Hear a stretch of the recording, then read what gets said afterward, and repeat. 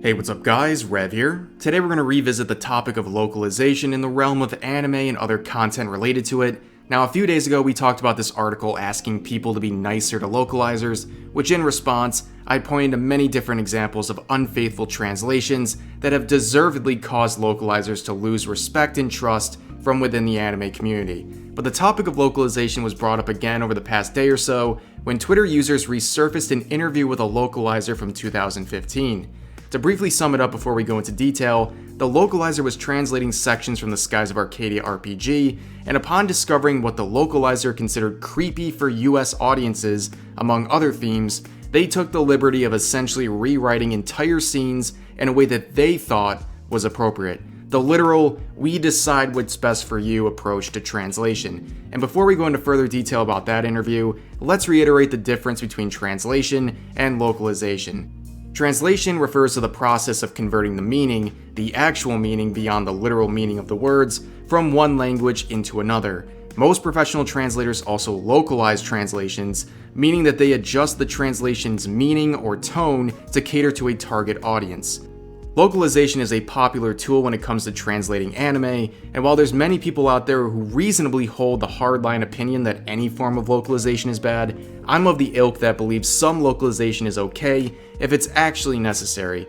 For example, if there's a joke or a phrase that if literally translated would make no sense, I think localization, thoughtful localization, can remedy that. However, localizers have a long and documented history of abusing their position as a translator to quote-unquote fix scenes or insert irrelevant political commentaries or exercise just outright narcissism, thinking they know better than the Japanese creators. Such attitudes are reflected in the interview that I mentioned earlier. In 2015, a translator for the classic game Skies of Arcadia freely admitted they merely did a rough translation of the game before throwing out the rest of the Japanese text in ad-libbing as they saw fit.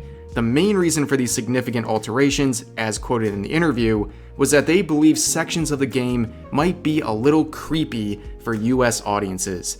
They also mentioned a co-writer who told him they should name things in the game after themselves, literally claiming and putting their stamp on other people's work that they're supposed to only be translating.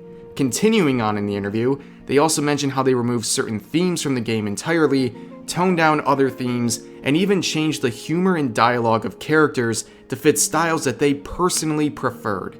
Now, I'm fully aware that this game was produced in the early 2000s, but it goes to show you that even the roots of localization had a disrespectful attitude towards source material. The same self-inserts, censorship, and the I know what's best for the audience attitude are themes that continue to prevail in localizations to this day.